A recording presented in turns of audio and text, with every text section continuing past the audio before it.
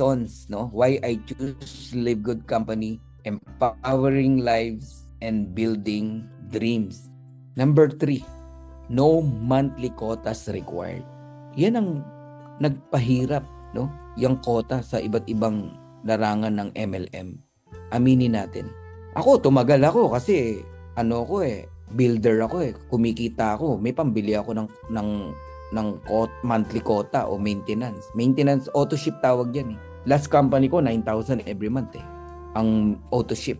Pag hindi ako bumili noon, hindi ko makuha yung earnings ko, yung commission ko. No forced monthly purchase in Live Good. Yan ang nagustuhan ko rito. Dahil alam ko, nakita ng mga mata ko kung gaano nahirapan ng mga downlines ko before sa dating company.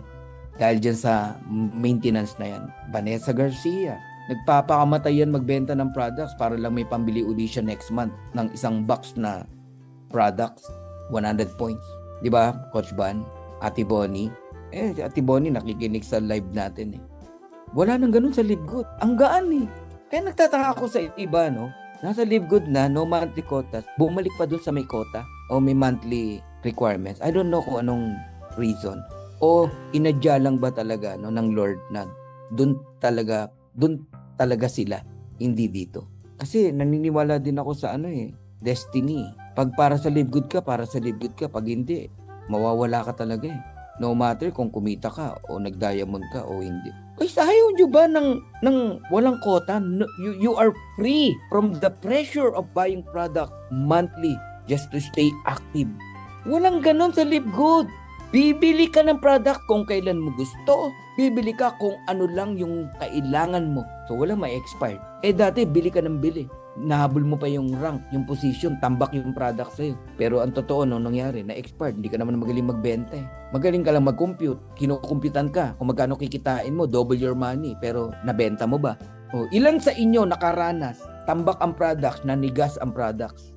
Ang tigas na ng mga powder. Pag tinitimpla mo, pati mga kapip mo, na-expired na, pinagtatapon mo na nga lang eh.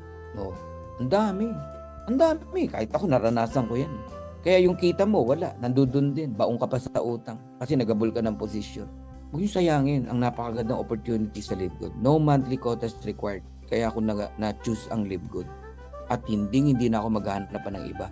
No forced monthly purchases. You are free from the pressure of buying products monthly just to stay active. Eto, subscription lang. Active ka.